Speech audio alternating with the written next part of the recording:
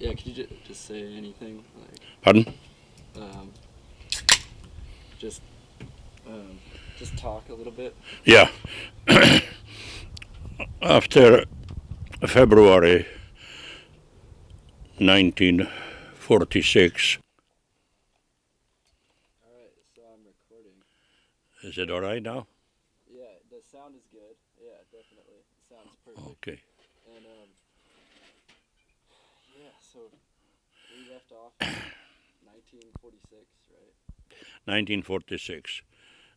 Just about a year after the Second World War finished in Europe, in May 1946, I received a letter from my brother informing me that Clara is in Russian communist prison. They beat her trying to find out where am I. They were after me, not after her. And I received that letter at 5 o'clock in the evening at the supper time in the British Army. And naturally, there was a short decision.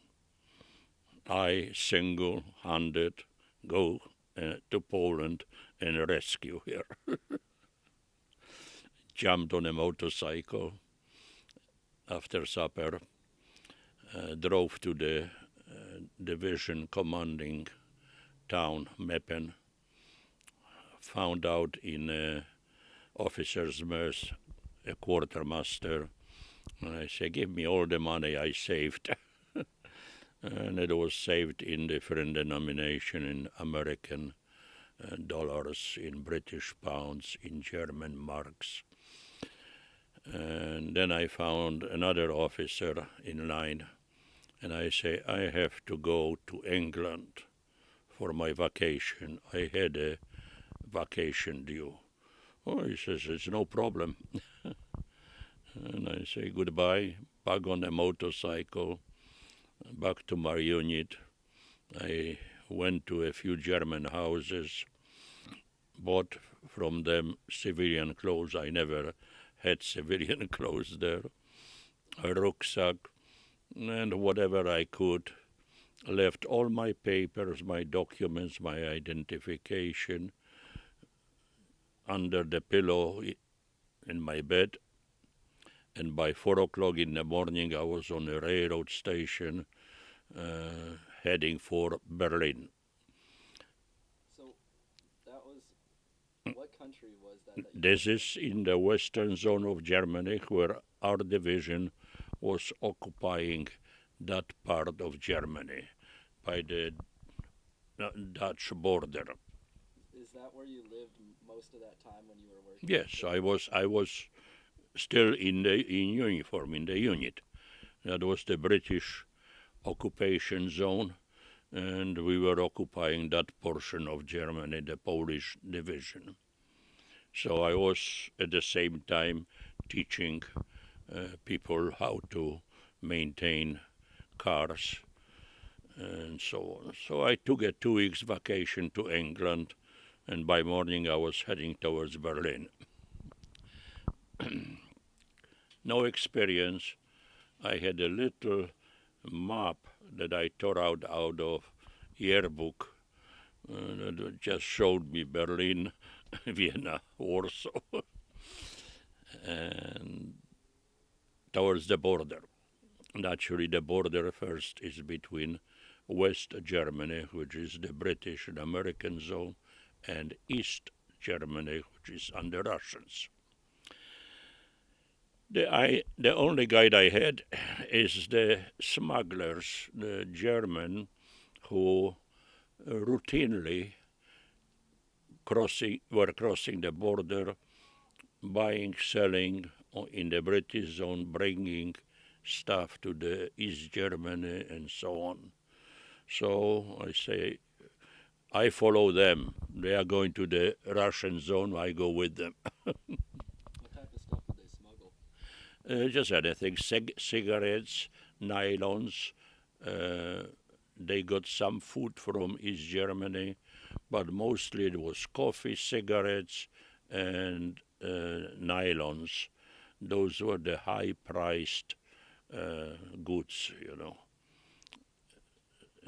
So everybody carries thing.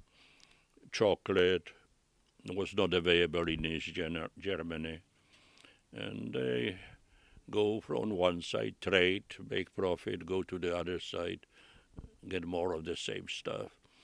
And they boarded a bus after we came to the end station, border station. We got out of the train, boarded a bus to the top of the mountain. It's a black forest where vacationers usually go.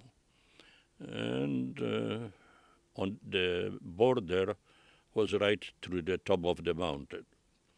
So they crossed the line. You could see clearly a sign, do not enter the eastern zone of Germany, you know. And on the other side was in English, the same about British zone. And I crossed, of course, not having any experience. I carried with me all kind of contraband myself. I had cigarette, I had chocolates, and naturally, without experience, I was grabbed by the first Russian. During lunchtime, the Russians on the other side went into the mountains to catch the smugglers for the bribe, for the stuff, not to arrest them, not to put them in jail or shoot them. This was private enterprise. How they made their money. Strictly how much, what they can get. Yeah. I must have overpaid. I had no experience. I was scared. So I gave him a chocolate, I gave him cigarettes, and that guy became quite friendly with me. He had a rifle, like all Russian soldiers. He took me to the railroad station, escorted me, actually went with me, and he asked me, where do I have a permit to travel in East Germany. It wasn't a question of buying a ticket. You had to have a permit from some authority to travel. But I didn't have a permit. I didn't even know that I need one. She says, that's all right. He went. He, of course, could buy a ticket any place. He bought me a ticket to Berlin, to East Berlin. And then I was, of course, thanking him. So here I had a permit. He got me the ticket. I said, well, it's already about 4 o'clock. The train was supposed to leave about 5 o'clock. I said, thank you very much. You can leave me here. I take care of myself. Oh, no, he says, I can't leave you here. If I leave you, you see the other Russian soldiers? They grab you.